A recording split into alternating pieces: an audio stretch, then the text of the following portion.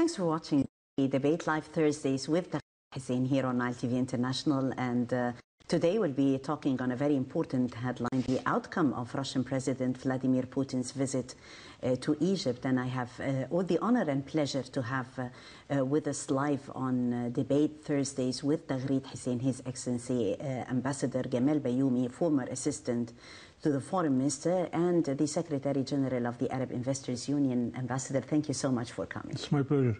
Thank you. Always valuable information and adding to the show. Thank you so much.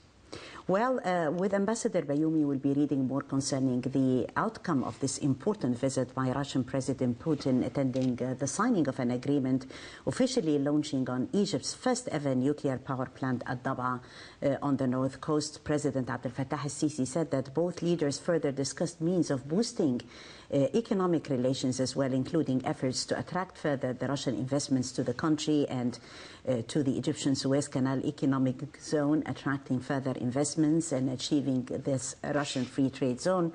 The President and Putin announced the results of the talks on bilateral economic, military as well as economic relations. They also coordinated concerning the means of the war against terrorism, and also more concerning encouraging Russian tourists and the resumption of tourism and Russian flights to the country. They also talked regionally vis-à-vis important files. They talked more concerning coordination on the Syrian file and also Libya and also Palestine. So today we'll be highlighting the outcome. First, let's have a look at this report that was filed from Al-Ittihadiyya Palace covering the press conference that was held between President Abdel Fattah al-Sisi and Russian President Putin, and filed in by Nile TV correspondent Linda Abdelatif. Let's watch.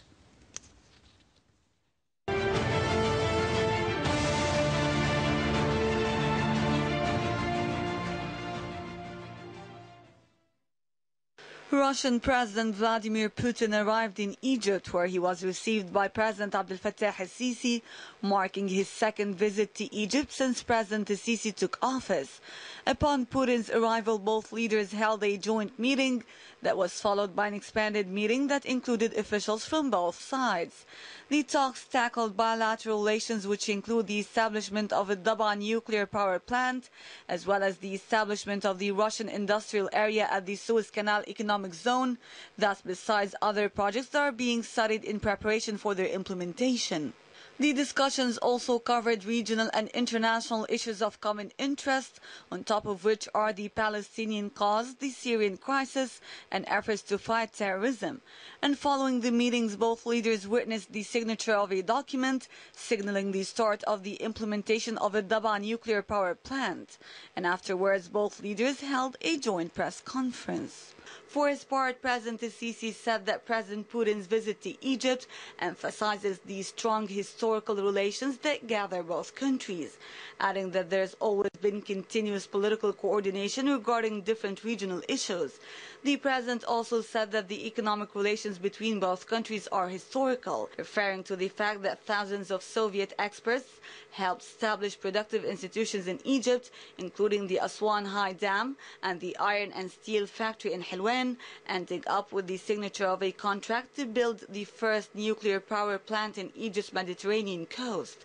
The president in that regard referred to the evident strategic alliance between both countries.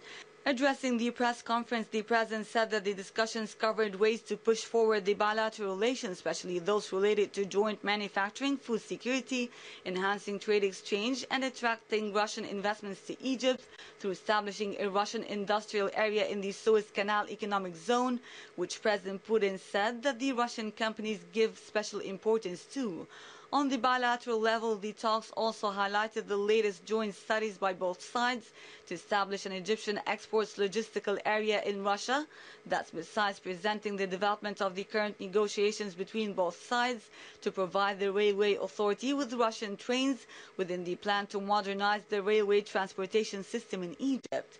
For his part, the Russian president hailed the growth of the trade exchange volume between both countries that has exceeded $4 billion, emphasizing that Russia is determined to develop the economic and trade relations with Egypt and push them to new levels in the coming period. And referring to a Daba nuclear power plant, Putin emphasized that such a project is a reflection of the strong and deep relations of the brotherly countries. Putin also hailed the huge efforts that were exerted by the Egyptian authorities to secure the airports, adding that he's looking forward to resuming flights between Russia and Egypt upon the completion of the current technical consultations regarding that matter. Concerning the Palestinian cause and the repercussions of the U.S. decision to move the U.S. Embassy in Israel to Jerusalem, both leaders stressed on the importance of working seriously to reach a just and a comprehensive settlement to the Palestinian cause that is based on international legitimate resolutions, which include putting Jerusalem through direct negotiations between the Palestinian and the Israeli sides. The president also emphasized on the importance of not taking decisions that would complicate the situation in the Middle East and undermine the chances of achieving a just and lasting peace. And regarding the development of the Syrian crisis, both leaders shared the same views on the importance of supporting a political settlement in Syria, continuing working on eliminating terrorist groups, supporting the state's institutions, and expanding reduction of tension zones with the aim of providing a suitable environment for political negotiations in a way that protects the Syrian land unity and meets the legitimate aspirations of the Syrians and ends their humanitarian suffering. And in that regard, President Putin hailed the positive role that Egypt plays to settle the current crises in the Middle East. Concerning conditions in Libya, President Sisi said that Egypt will continue supporting the political path of the UN envoy to provide a suitable environment and the transitional period and conduct the parliamentary and presidential elections in Libya. The president also said that Cairo will continue its efforts to unify the Libyan military institution. On concerning combating terrorism, President Sisi stressed on the importance of cooperation among the international community to seize the terrorism phenomenon at all levels, and both leaders agreed on the importance of enhancing the exchange of information between the specialized authorities that are in charge of combating terrorism. And at the end of their speeches, both leaders said that they're looking forward to developing the historical and strategic relations that gather both countries. The Egyptian-Russian relations have witnessed a quantum leap since President Abdel Fattah el-Sisi took office in 2014, and the mutual visits by the two leaders have led to a high level of political understanding and have pushed forward bilateral relations on all levels in light of the agreements and MOUs that were signed. And such a visit by the Russian President Vladimir Putin to Egypt is a reflection of both countries' keenness to coordinate on issues of mutual interest and push forward cooperation to the highest level. Linda Abdulatif, Nile TV International.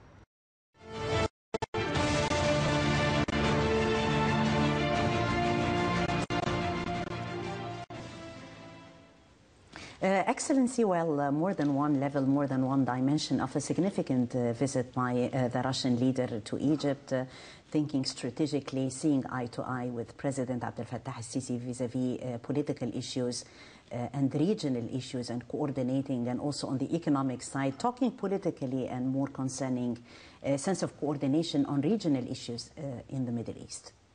We are bringing back all the relations with Russia, but with the knowledge that Russia, which is visiting us nowadays, is not the Soviet Union.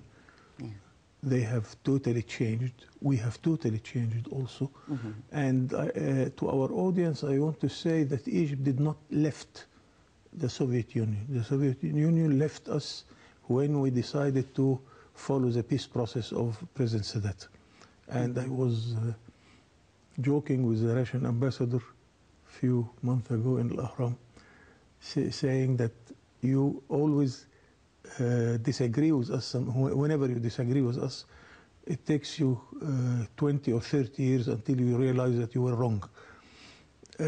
My example number one, that when Gamal Abdel Nasser decided that Egypt join the General Agreement on Tariff and Trade in 1970, they shout at him that you are following an imperialist organization and so on. Russia joined the WTO after us by 43 years in 2013. Yeah. Also, they left us when we decided to change the way we deal with the Palestinian question. We decided so that by then, all Egyptians supported the idea of trying to solve the problem peacefully. And as a matter of fact, now, if we look to what Egypt succeeded to gain, compared with what is happening in Syria or Iraq or Yemen or Libya, we realize immediately how our policy was always right. Right. So, but after all, the individual Russian and the government of Russia, of course, they look to Egypt very friendly, and we remember also that we have spent years and years of friendship, where the market there was very important to us. And with the change of the 70s, it took us to go to the right, where EU, European Union, and United States became our first clients, and Russia and the Soviet Union and the old Eastern Bloc went away, or fading away a little bit. Right. Now we are restoring our relations with everybody, with Africa, with the Arab world, and we are strengthening foreign policy. Yes, we are strengthening our relations with Europe also, with the United States. We are doing everything. We are opening all the windows we can, because it's for our own sake. And when President El-Sisi went once to Russia and to China, he said that going to the East is not, it doesn't mean that I am giving my back to the West. Right. Our relation will continue with Europe. Europe really is a good, friendly supporter, especially in the economic field. And it will be another addition to the benefit of our economic reform, that we bring back this market, which was absorbing a lot of our agriculture products, or household commodities, and many things. Yes. Also, Egypt is in a position to have a strong negotiation strength. How? Because we simply, for a weak point, we think it is a weak point that we are importing wheat and cereals. As a matter of fact, yes, for one hand, Egypt is the largest importer of wheat, but this gives us by itself a strength, because the wheat is everywhere. It is in America, Australia, Canada, everywhere. And if Egypt decide 1 year to get more from Russia or more from France, it would make a lot of a difference concerning our trade relations. Right. As of the economic cooperation, we are happy to mention always Russia with the Aswan High Dam. Now we shall mention Russia with Daba. With Daba reactor. And I am happy that finally Egypt decided to take this step, because we are very late. I was engaged myself in 1984 to buy this reactor from Germany, and the price was $2.3 billion. Now we are paying 10 times more than that. So time is money also, and we have to, we lost the time, the money, and also the knowledge. We have to enter in the field of nuclear activity for peaceful use. Yeah. What is also interesting and what is important, that President Putin said that after the reactor is finalized, Egypt is going to receive all the technology, and also concerning the safety measures too. Yes. I want our audience to be satisfied about this point, because everybody is joking whether we shall really deal with the reactor like it should to be treated. Since the 80s, and we are training groups of experts of Egypt to deal with this matter. So I am quite sure that we have every mean to be satisfied of our experts, where they can manage how to deal with this reactor. And the time also went away, but we gained a new technology. This is the third generation of the nuclear reactors, which is much more safer. And somebody is telling us that the nuclear energy is much more safe than other ways and means of energy. Right. If you take how many accidents happened in a nuclear reactors, or how many accidents happened in another ways dating of back in history, yes, you're exactly, going to find the difference or see the difference. Like traveling by air, although it is frightening, but it is the less the least threatened for your safety. Yes. So a very important role, as Your Excellency has mentioned, we talked Daba, and we talked the economy and business, and also seeing eye to eye vis-a-vis the political issues in the region is very important. The Russian role in the Middle East, as we see it, and also especially concerning the role that is played by Russia as a mediator, and the recent decision by Trump. So the sense of coordination vis-a-vis Middle Eastern issues has been very significant between both leaders, President Sisi and President Putin. Yes, but I must say really and recognize the Russian position about the Palestinian cause and about our independence. It was always positive for our sake. Yeah. Although we must realize that the United States recognized Israel 60 seconds after the declaration of Israel. The Soviet Union by that time declared its acceptance of Israel after 90 seconds. So the difference between the United States and Russia towards Israel is not very far from each other, but we are seeking, whether with the United States or with Russia, a sort of a good operator and a good mediator. A fair mediator. A fair mediator about this question. Yes. We can see that Europe now stood a very good position concerning the decision of the American president about Jerusalem. Yeah. So I think that the Egyptian and the Arab foreign policy is living a good time nowadays, because nobody can hesitate about what is happening in Palestine, that this sort of occupation and colonialism should stop at one stage or another, because we cannot accept in our modern life that still there is a people occupied by another people coming from very far distance from the region. Yeah. Well, more than one important file, as you've mentioned, Ambassador, also the file concerning a sense of coordination in combating or fighting terrorism has been very important, and enhancing military cooperation also between both countries, Egypt and Russia. Yes. I can imagine, without being there, that always whenever two leaders at this size, I can imagine the program. Of course, terrorism is threatening everybody. Yeah. And what happened a couple of days ago in New York is not far from our mind.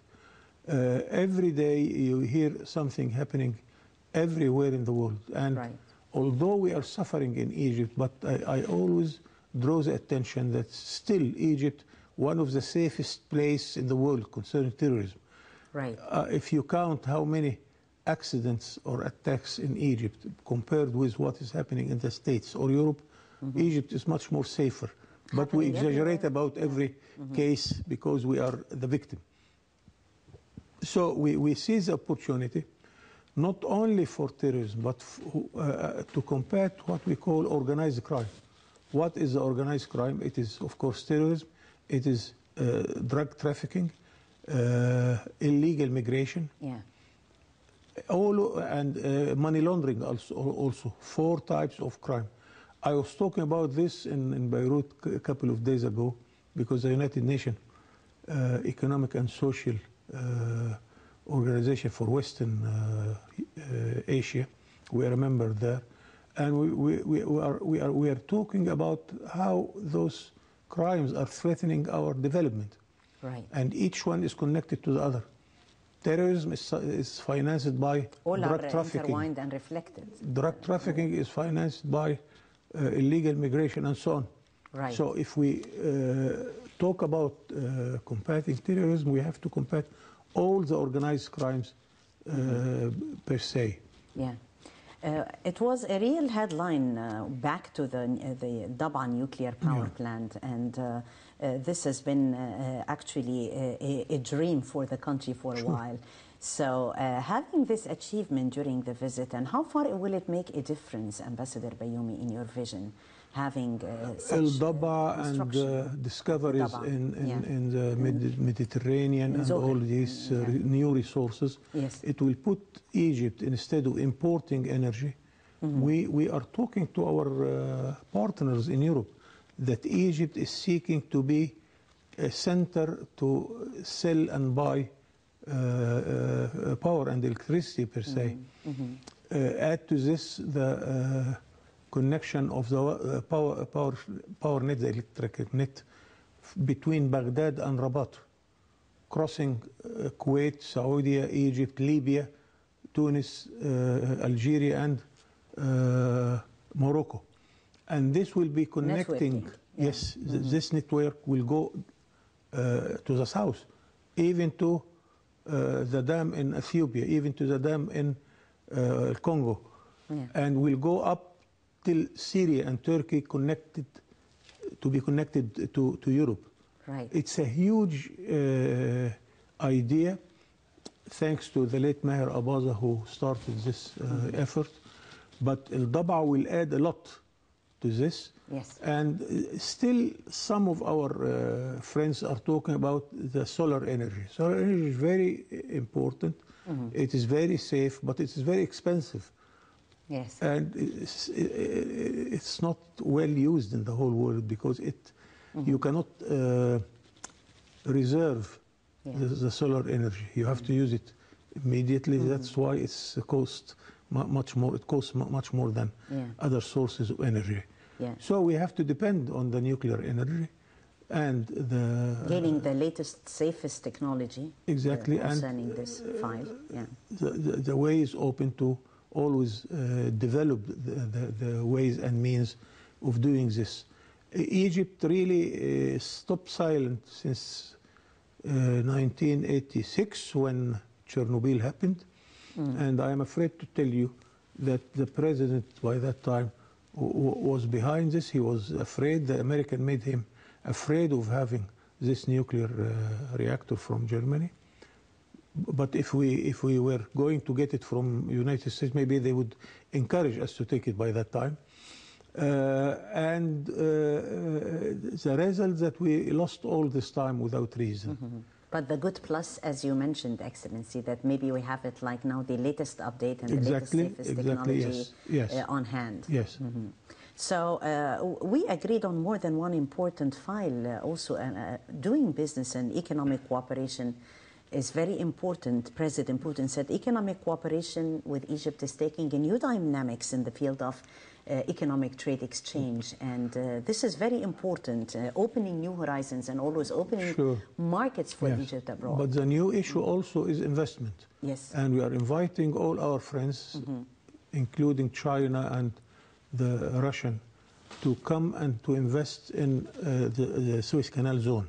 Yes, and achieving there the free was trade area. an agreement was signed also to establish industrial zone, Russian industrial zone in Sinai.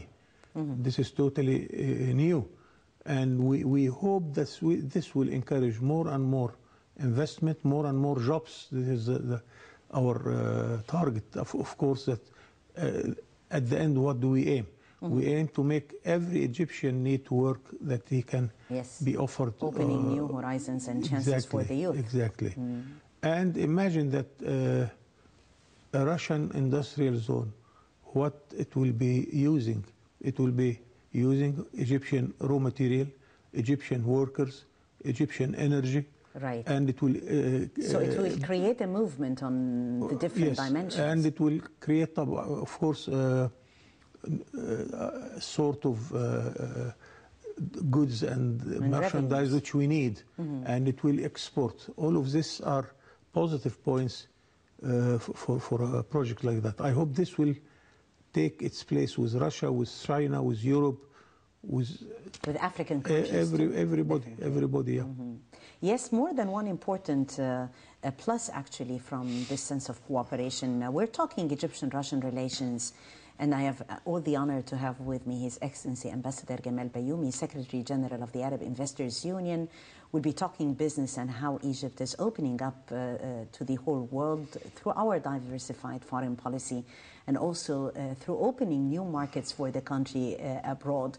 Egypt and Russia signed a contract to construct the Daba nuclear power plant that will definitely make a difference. And as Ambassador Bayoumi said, that Egypt having this important project on Egyptian soil for the first time is definitely a plus, especially when the Russian president says also and promises that we are going to gain the latest and the safest technology of nuclear energy associated with the project as well. Let's watch this report and we'll be back.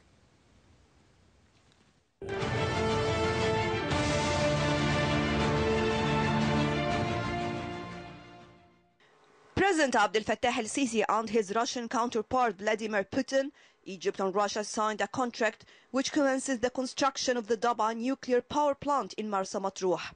The contract was signed by Egypt's Minister of Electricity Mahmoud Shaker and Alexei Lichachev, chief executive of Rosatom, the Russian state-owned nuclear energy corporation.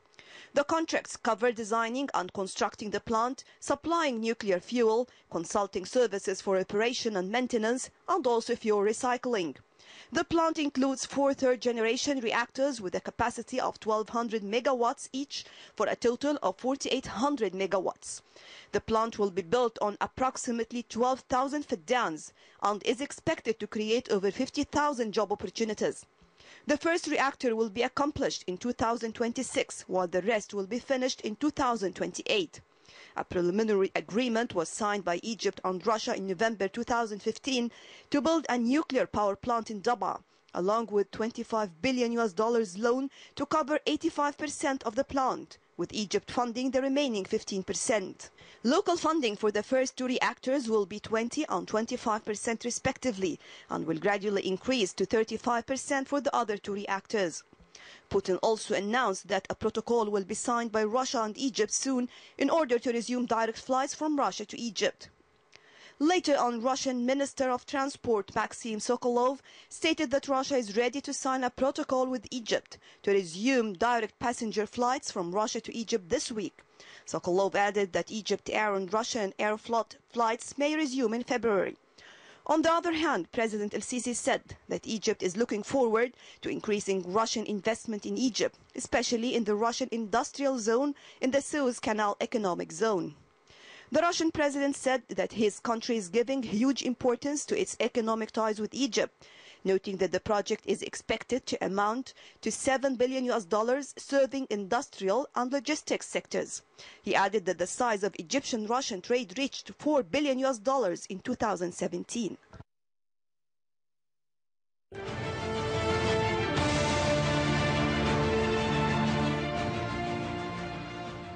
Ambassador, economic cooperation with Russia is taking new dimensions, new dynamics. If we're talking about Russian investments, how can we further attract Russian investments to the country, in your opinion? Investment is very important, and it's much important than trade. Investment can lead the trade.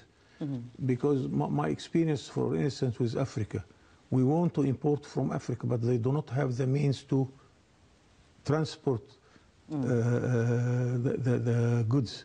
So the right position is to go to invest a little bit on small and medium-sized enterprises and get whatever we want. Right. This is what we are offering to the whole world. And now the legal environment in Egypt is very good concerning, we have law of investment, a new law for investment. We have all the ingredients concerning the legal position there. What I am seeking for investment is much more positive environment. I'm talking about the mass media, I'm talking about the bureaucracy, which should be changed totally, because investor is looking to his watch, counting how many minutes you have put his account without moving. So I think Egypt is doing fine concerning this. We are accelerating the process, and they say, and it's right, that Egypt is one of the largest country in the world concerning the benefits coming from investment. Right. Egypt, Brazil, and such developed countries. Yeah. So we have all the ways and means in order to satisfy an investor. Our homework should be done, especially the government institutions, where an employee is doing his job faster than before. And I think we have a president who is looking to his watch all the time concerning implementation. So implementation is the word. And I think that all the basic economic indicators for the Egyptian economy in the last 6 months is very good. Yeah, it's been very We increased our exports, we increased remittance from Egyptians living abroad. Now the reserve in the central bank is coming back to its volume in 2010. Right. And I think that the line is going up. So all this will encourage new investors, new partners in order to come and invest in this country. The new investment law has also facilitated the story. Yes, and of course. The one-stop shop window. Exactly. So all those are incentives that are provided before investment. Ambassador, the Russian president said that during the past 9 months, the economic trade exchange between both countries, Egypt and Russia, had reached $4 billion. Yes, yes. So the sky is always the limit, as they say. This is very good, but not enough.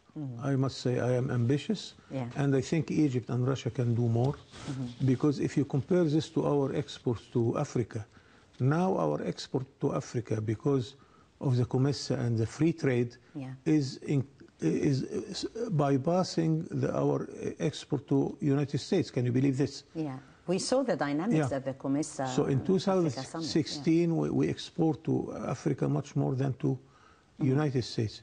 So we have to take care of the United States file and to the Russian file also, and to do our homework, because it's not that easy to satisfy the consumer in Russia or Europe or United States. While in Africa it is a little bit easier, but not very easy anyway. So we are opening all the files. This is a good thing for me, watching all these efforts, that you are opening all your files. The Arab file also is doing well. Right. So just we have to start from within the country, be more active, saving time of the investor. Our banking system should encourage itself to develop, and I am proud of the twinning project. I was there to make a twinning project between our Central Bank of Egypt and the Central Bank of Europe, and it was successful.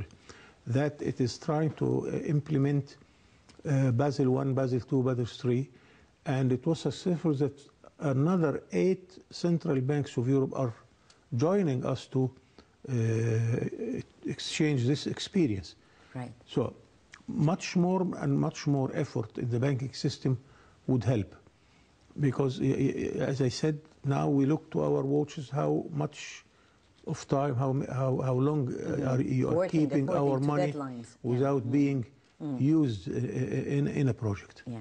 A free trade zone between both countries, how will it serve? Definitely it's going to serve a lot, especially concerning the point you mentioned, Ambassador, offering new opportunities for the youth and marketing Egypt, doing business. This means life, means movement, means money. Exactly. And 15 years ago, we were a little bit afraid. We can compete with the Arab world. We can compete with Africa. Yeah. How can we compete with Europe when we decided to enter an agreement, the association agreement with Europe? How can we compete with France or Germany or England and so on? Practically, we proved that we can compete.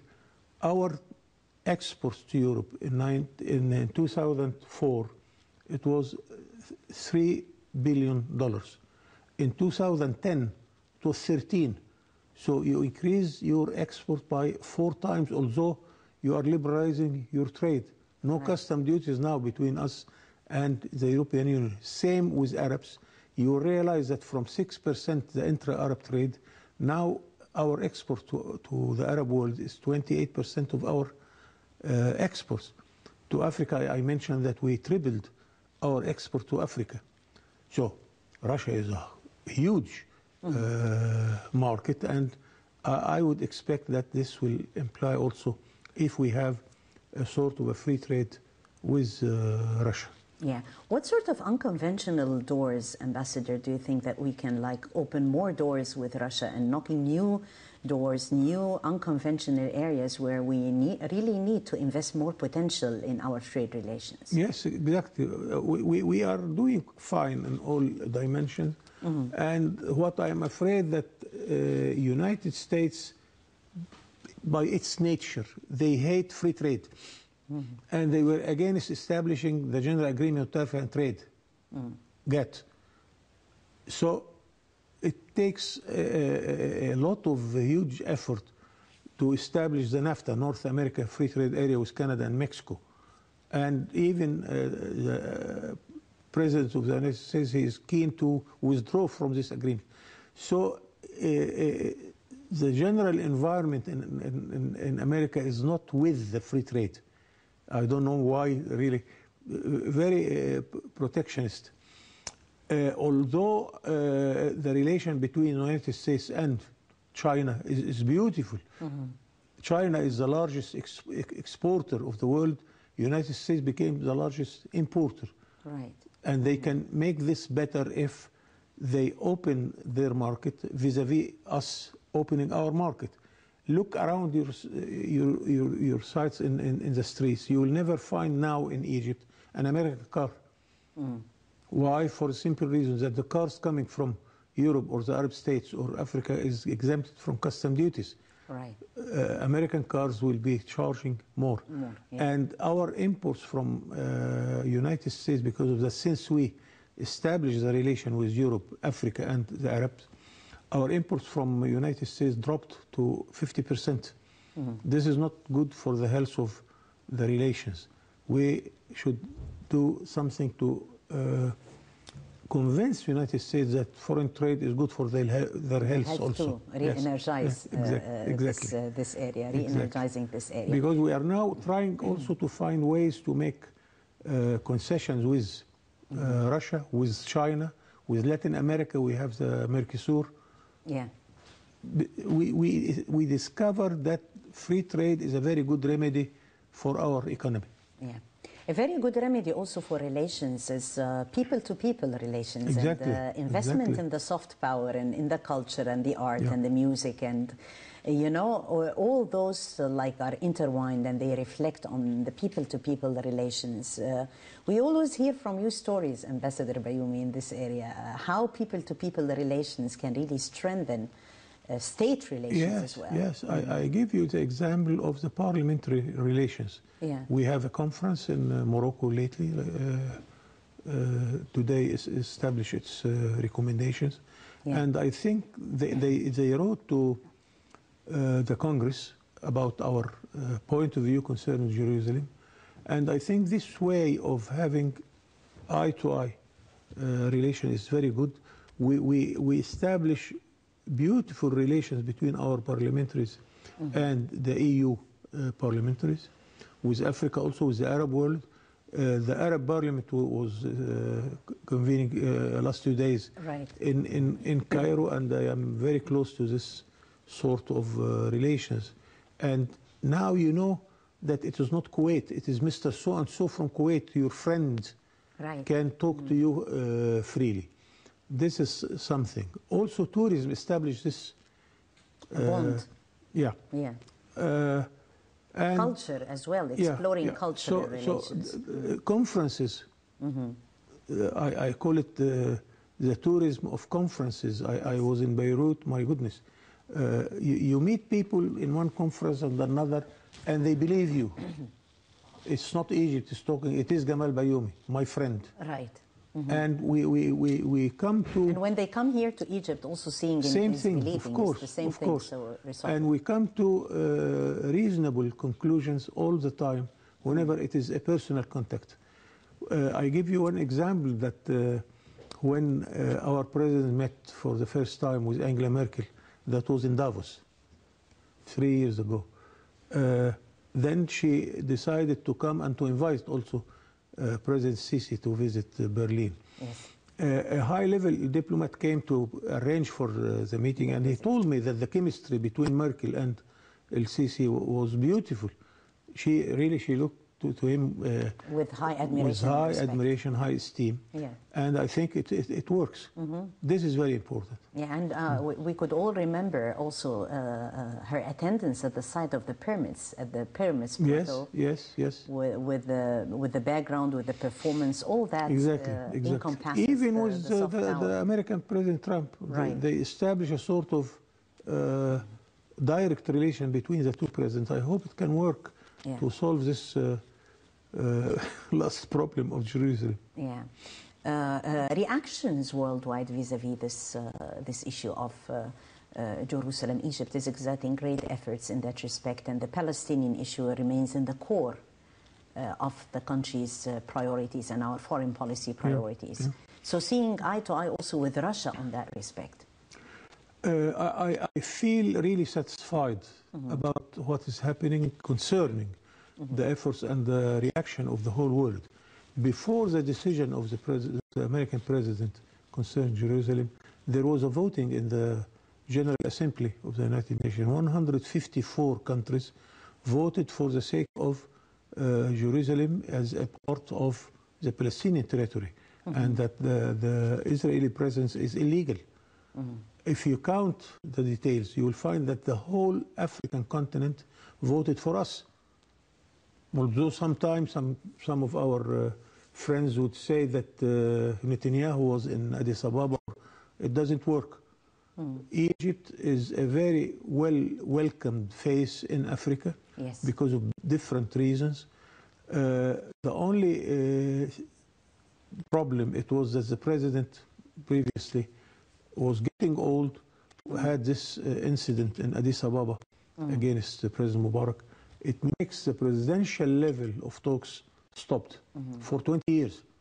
And this sense of dynamism has been regained again. We saw all Africa in Sharm el-Sheikh. Now we have seen all Africa in Sharm el-Sheikh. Now we are not going to stop at Kumessa. We are trying to combine the three groups of Africa in one group. Yes. And it will make good results, of course. Look to our president going to South Africa, going to Equatorial Guinea. Yes. I was non-resident ambassador in Equatorial Guinea. Why non-resident? Because I cannot stay there. Our president went there and established a new embassy, and now we have an embassy in Equatorial Guinea. Yeah. And we saw ourselves actually at the Comesa how Africans are really speaking with passion and with a sense of pride about Egypt and about the Egyptian achievements. Engaging them in the developmental projects, Ambassador Bayoumi, that is taking place all over the country. How we can invest in that, in the African potential, in our projects, I wrote lately projects. in Al-Ahram Economist last week an article about this, that if you want to trade with Africa, you have to invest in Africa. Why? As ambassador in Africa, I have three main merchandise to buy there: wood, timber, copper, tea, coffee, and aluminium. Yeah. I couldn't buy any of these commodities except if I go and exploit it by a small company. I wanted to exchange railway bars with the wooden bar for railways. They are ready to have your iron bars, but they cannot give you the timber. Why? It is exploited by European companies, and if you want to buy Cameroonian wood, you have to buy it from Paris or Rome. So, and I'm talking here about very small size investment. $5 million would do a big job. Yeah. This is the impact of investment on trade. Right. A lady with good power in Cameroon came to me several times, and she asked to establish a new way of trade. Please bring us a boat, a ship with rice. We shall sell it immediately, same day. But don't ask us to send credit letter and to go through banks. They don't have banking system. Right. But so we have to establish our own way, our new way of how to invest in these matters. We send ships of rice, of wheat, salt, cement, but what we call immediate market. Yeah. Go there, sell it. Korea is doing this beautifully, and China also. They do it in Europe. We have to change and change to the concept in the way, and to accept new ways, new ways and means to deal with these matters. Yes, and also change the concept and the mindset while doing business. What's the latest today in the world of business, Ambassador Bayoumi? If we're talking about the new techniques for doing business in 2018, and Happy New Year in advance. The whole world are talking about, like, you know, opening up. Trade through computers. Yeah. Mm-hmm. Technology and its effect. Technology is doing its job now. I tell you a secret that one of my daughters, she's clever about that. She finds everything she needs in catalogs on the internet, and she buys everything on the internet, whether from Egypt or outside Egypt. Yeah. That is a fashion now. Yeah, the youth are very clever also It is becoming a huge trade. Billions of dollars are going like that. So we have to learn these methods and to allow it, because it's allowed internationally. Yeah. And now nobody will touch money. Right. In Egypt now, we are starting from coming months, no employee in Egypt will get his salary in cash. Right. It will be in his account, because we want to circulate one of the 4 established organized crime, which is money laundering. Money laundering, we can attack it if we use only computers and bank accounts in order to deal with money. If you apply this on trade and investment, it will create beautiful results, and much more faster. Opening up with Africa and actually building on what has been achieved in COMESA, the movement that has been achieved. We saw heads of state, CEOs and ambassadors from the different African countries marketing Egypt in their own countries, speaking about the potential that Egypt offers, and also talking about doing and inking business with the country. Yes. So the coming stage, how do you see building on what has been achieved, Ambassador Bayoumi? We are trying to convince all our partners, and I was talking to the delegation accompanied the Prime Minister of Japan. We were trying to convince them to come to invest in the car industry. And they are a little bit hesitant looking to the Chinese market. It is huge, 1.3 billion inhabitants. I said, but in Egypt, the market is 1.5 billion inhabitants. They said, how? Because if you produce a car in Egypt, then you can export it to the Arab world, 400 million, to Africa, 400 million, to European Union, another 500 million. So you are talking about a huge market, and I hope really that we market for this idea that producing in Egypt is not for the local market, it is for exporting. So think globally. Voila. And now you can see easily the famous French car in Egypt assembled in Morocco. Yeah. It comes to Egypt exempted from custom duties. This is the new way to market for Egypt, and Egypt has all the benefits and all the necessary things an investor is looking forward. Right. A huge local market and a bigger foreign market. The foreign exchange problem vanished. Now we have sort of a stable exchange policy. Our export is increasing. Our bank reserves are very good. The local, the home trade is flourishing. So just we have to learn how to market this easily abroad. Definitely a very important plan, and Excellency, in your capacity as the Secretary General of the Arab Investors Union, you are definitely working on this sense of movement and attracting further investments vis-à-vis Arab-Arab relations. Yes, and yes. if we're talking about also Arab-African relations as well. So in what direction are we moving? You will be amazed if I tell you that the Arab and the Islamic funds are giving grants, not even investment, $3 billion in Africa. We have to invest this. You cannot ignore that Al-Azhar, Al-Sharif, is hosting 40,000 students coming from Islamic countries. This is the people to people. Yes. Because once when I was ambassador to Cameroon, I asked it to give me a list of those who were trained in Egypt. I found that the highest rank after the Minister of Interior was trained in Egypt.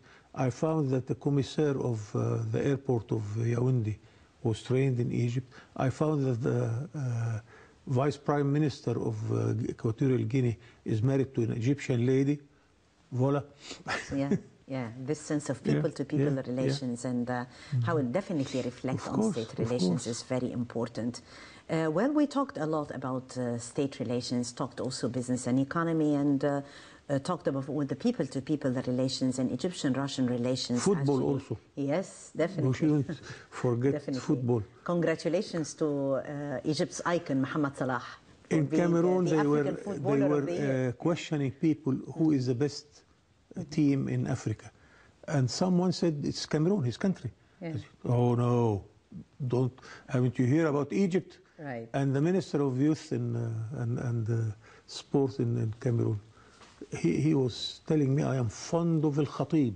Yeah, oh, definitely, yes. Egypt's icons are there, proving themselves throughout their career and throughout the world.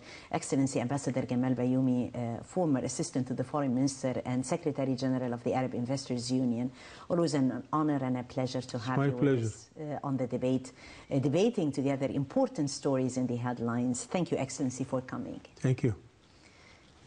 And I thank you, dear viewers, for joining us. We talked today, the main headline of the week, that was the important visit that was paid by Russian President Vladimir Putin to the country. A very important outcome and a quantum leap in the Egyptian-Russian relations under the leadership of President Abdel Fattah al-Sisi.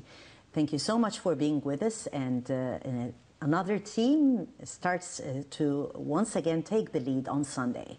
Until then, have a lovely weekend.